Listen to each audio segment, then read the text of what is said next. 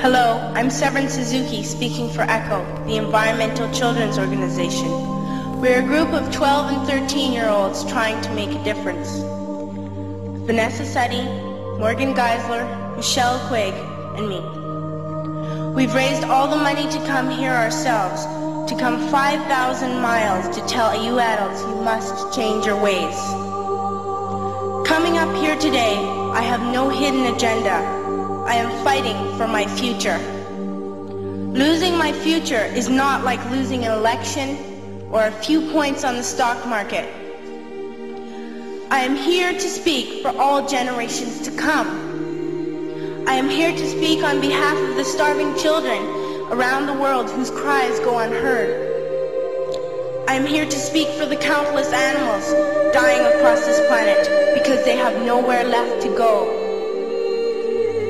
I am afraid to go out in the sun now because of the holes in our ozone. I am afraid to breathe the air because I don't know what chemicals are in it.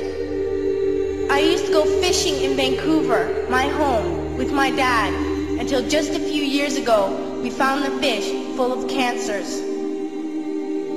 And now we hear of animals and plants going extinct, every day vanishing forever. In my life, I have dreamt of seeing the great herds of wild animals, jungles and rainforests full of birds and butterflies. But now I wonder if they will even exist for my children to see. Did you have to worry of these things when you were my age?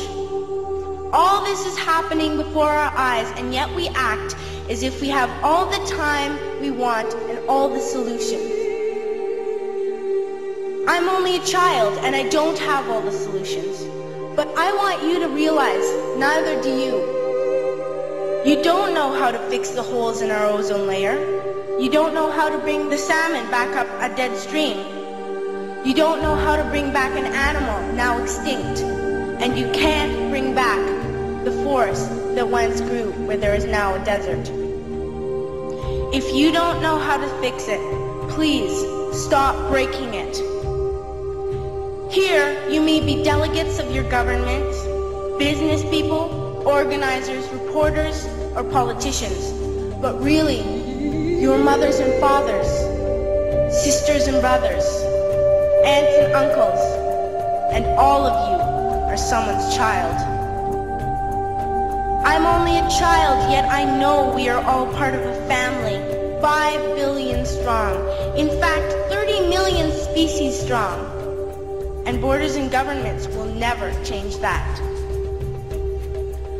I'm only a child, yet I know we are all in this together and should act as one single world towards one single goal. In my anger, I am not blind, and in my fear, I am not afraid of telling the world how I feel.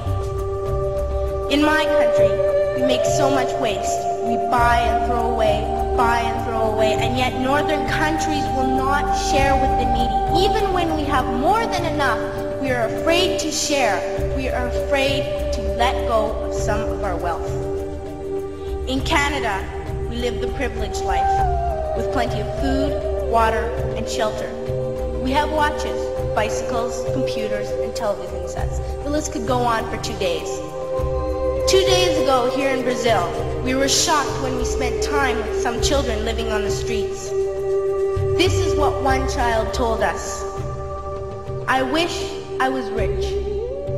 And if I were, I would give all the street children food, clothes, medicines, shelter, and love and affection. If a child on the streets who has nothing is willing to share, why are we who have everything still so greedy? I can't stop thinking that these are children my own age, that it makes a tremendous difference where you are born. That I could be one of those children living in the favelas in Rio. I could be a child starving in Somalia, or a victim of war in the Middle East, or a beggar in India. I am only a child, yet I know if all the money spent on war was spent on finding environmental answers, ending poverty, and finding treaties, what a wonderful place this earth would be. At school, even in kindergarten, you teach us how to behave in the world. You teach us not to fight with others, to work things out, to respect others, to clean up our mess, not to hurt other creatures, to share, not be greedy. Then why do you go out and do the things you tell us not to do? Do not forget why you are attending these conferences, who you're doing this for. We are your own children. You are deciding what kind of world we are growing up in.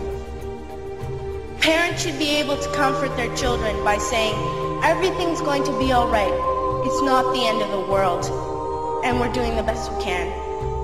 But I don't think you can say that to us anymore. Are we even on your list of priorities?